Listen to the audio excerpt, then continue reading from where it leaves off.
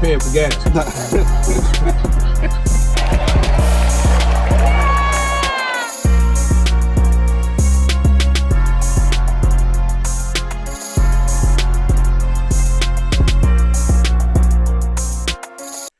Lions fans, what's going on? It's your boy King, man. The Detroit Lions make a decision at 28, and they bring in Tyleik Williams out of Ohio State. Obviously coming from a star-studded team over there, a true run defender. I mean, he's a stuffer. That's what he does, and he does that very well. Now, what do I think about the pick, and what do I grade the pick? Me, I give it the pick probably around a C. And here's why. You say, why such a harsh grade for the pick? It's not the player, right? You know, I consume a lot of football. I watch college ball. You know, I definitely watched him up against Michigan. One thing that he can do very well is stuff the run. He's a run stuffer. And is that something that we need to address? Absolutely. Lynn McNeil, Reader, 1 year left on this deal. We did bring in Lopez, but we need somebody for the future, right? Here's my only problem.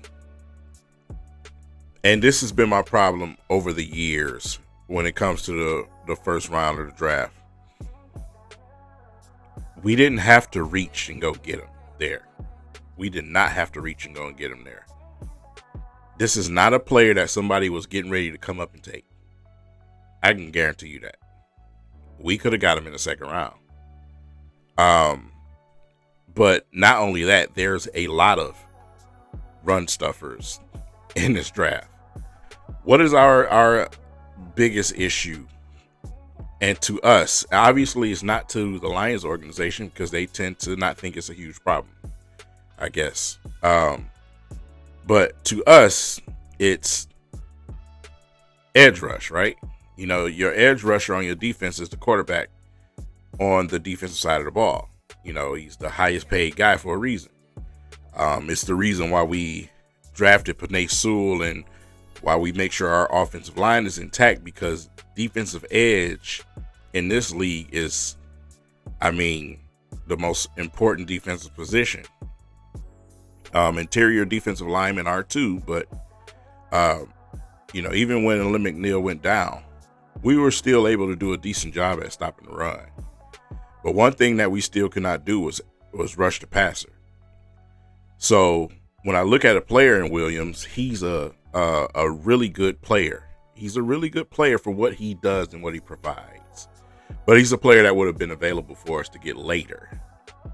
I always feel like we move up and we reach a little bit too much. And, you know, at 28 is not the spot where you take him, especially when you got the likes of Mike Green, you got Campbell on the board still, you got Scorden, you got these type of players on the board still, which I can guarantee you they won't make it to pick 60 to the Detroit Lions in the second round. You know, there'll be some options. Obviously, you still can go and get somebody like Josiah Stewart, but you have talent levels right here in front of you. And you jump over them and then you reach forward and go and get someone. That's the issue that, you know, some of us football guys are having right now. I'll say that. Y'all know I'm not biased. Just because it's the Detroit Lions and just because it's Brad Holmes, I'm not going to sit here and react to something and just act like everything's, you know, flowers and sunshine. That's not, I can't be fake like that. I'm sorry. I'm not on here just to get clicks or just to make people happy. I'm on here because I love my football team and I want them to win the Super Bowl. My standard is here, Super Bowl. And for some reason, I think a lot of fan standards are winning regular season awards. The reason why I say that is because the first response that you get from a Lions fan is 15-2. Yeah, we went 15-2. And then we got our asses handed to us in the playoffs. And one of the main issues that we had is because it was a mobile quarterback. How many years have we been having the same issue, and how long are we going to continue to do that? You have to get a certain level of talent on the edge to be able to withstand some of these mobile quarterbacks, and that's just something we refuse. We refuse to do. You know, a lot of say, hey, we got Hutch. That was an obvious pick. Obvious pick. Could have been a bonehead and went somewhere else, but that was right in front of you. That's just like the Pistons taking Cade Cunningham. That's right in front of you. So, you know, like I said, over the years, we've had solid picks, obviously. But let's not act like every single one of them was a success. Like, at some point, we just have to admit Broderick Martin was a waste of a pick. Pascal Onwuzurike was another reach. Just like this year, he was another reach too. We took him in the second round when we didn't have to take him there. Nobody was coming for Onwuzurike at that point where we took him. And those guys are rotational guys at best. Nothing special about them. But then you have an opponent that we have to get over the hump in the face, most likely, to get to the Super Bowl. And the Eagles, who continues to add these guys. They added Campbell. Yeah, Campbell has to get surgery. He'll be fine. It's not the first time a player had to get surgery. We moved up and drafted J-Bo coming off an ACL injury. Did we forget that? No. So, stop making excuses. That's what I'm saying to the Lions fans. Stop making excuses all the time. It's okay to look at your GM for your team and say, when the hell are we going to get serious about edge rusher? There's nothing wrong with that. And there's nothing wrong with people questioning it either. But for some reason, y'all tend to worship this man more than y'all worship God. And it's annoying to me, personally. Like I said, man, Brad Holmes made some great picks over the years. He's done some really good things. Some of the things that he's been doing, though, I just scratch my head. You know, like I said, I was one of the few to sit here and say, there's no way in hell that you can tell me we didn't have enough money for Zadarius Smith, that your salary cap genius that you have, you know, with your organization that you pay money, there's no way that they can find some way to get that contract done or to restructure something or anything. Because I watch all these contending teams, Super Bowl contending teams, we watch them do it all the time. We just never hear about the Lions doing that. Think about that for a second.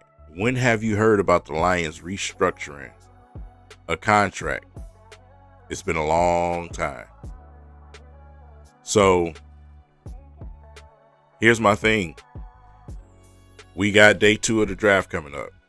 And what are we going to do as far as addressing edge rusher? Brad Holmes came out and gave a press conference. I still don't feel confident.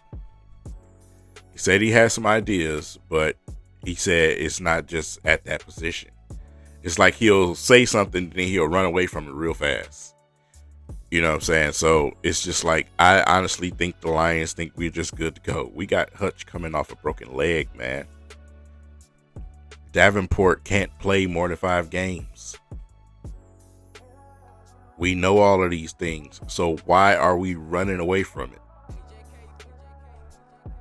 Go in the draft first round talent with your first round pick. Don't go in the draft and draft mid to late second round talent with your first round pick. Use your second round pick for that. That's all I'm asking. So, looking at him as a player, like I said, he's good at what he does. He's not going to rush the passer.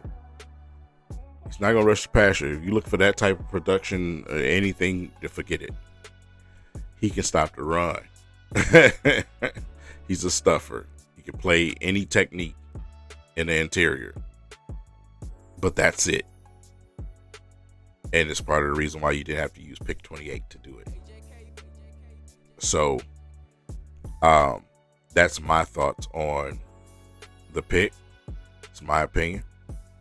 Probably sure y'all gonna be very opinionated. Almost lost that word.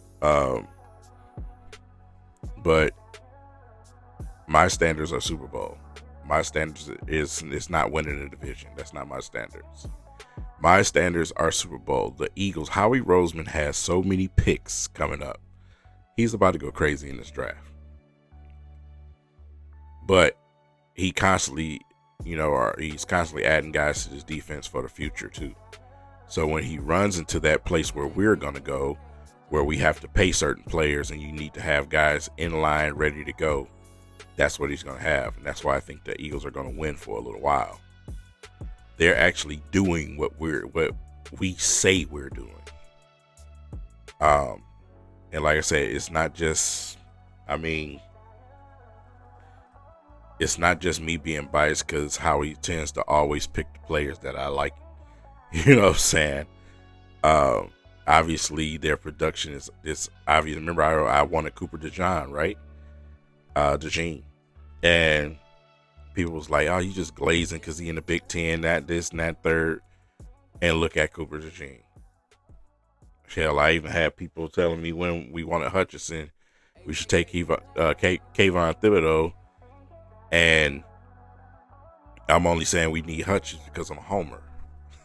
No, it's because I watch football and I watch these guys in college in their big games. I don't watch them in those games where they boost those stats. I watch them in the big games in college. And this is one of the players I seen in a Michigan game. I didn't know he existed out there. You know what I'm saying? So, like I said, it's the reason why he had the stigma to fall to the second round. We took him in the first. And I can guarantee you,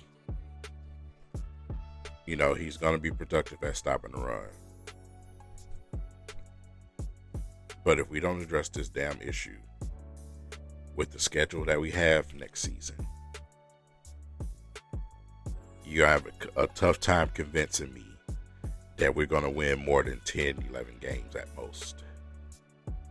Because that schedule was brutal. It is brutal. And the quarterbacks that we're going up against, we can't afford to be fucking around like this. Excuse my language. Those quarterbacks are elite quarterbacks that, we have to deal with. So, besides in our own division, but those outside teams, those tough teams, we dealing with some elite quarterbacks coming in here. We got to pass with the Vikings right now. They're, pretty young at quarterback.